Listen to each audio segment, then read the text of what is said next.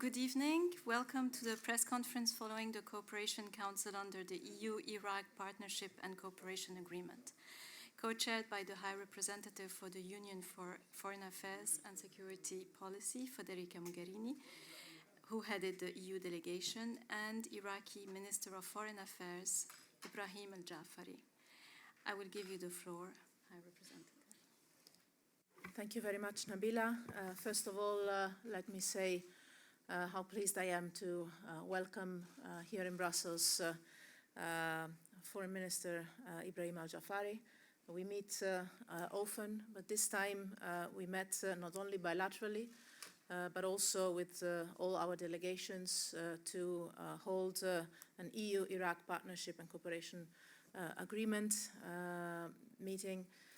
And I would like in particular to recognize and welcome the presence in the Iraqi delegation also of Mr. Falah Mustafa, the head of the Foreign Relations Department of the government of the Kurdistan region. This, I think, gives a signal of inclusiveness from the Iraqi delegation side that I believe is precious and key for the present and the future of the country.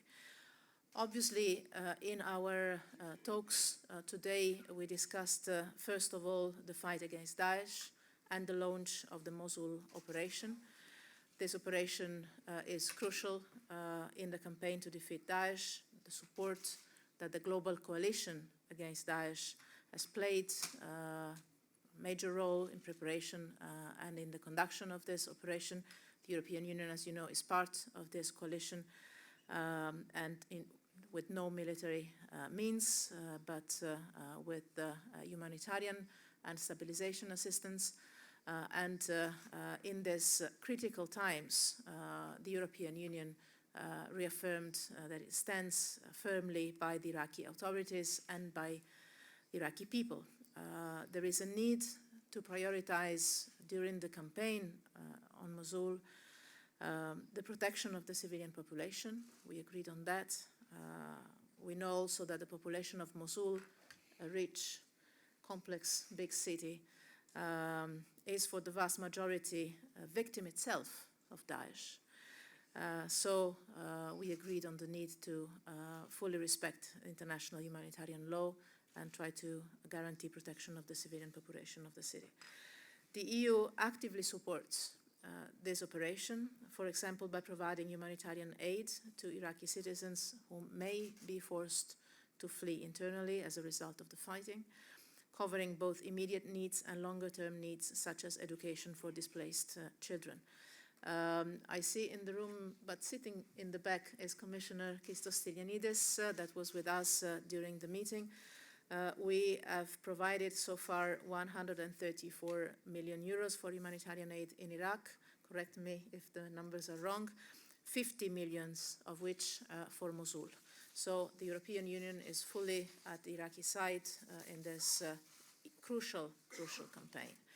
We also play a leading role in the stabilization of liberated areas.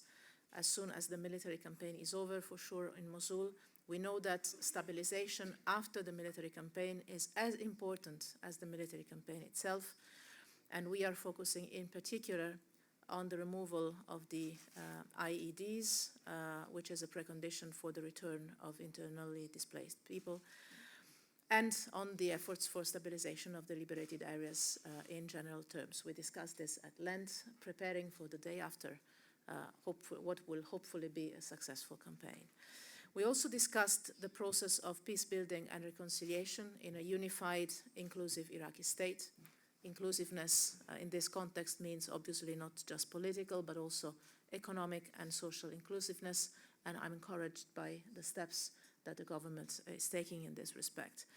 We also addressed the regional dynamics, relations of Iraq with its neighbors, the situation in Syria, especially after the Foreign Affairs Council we had yesterday in Luxembourg. We shared ideas and assessments on the state of play of the conflict and possible ways out.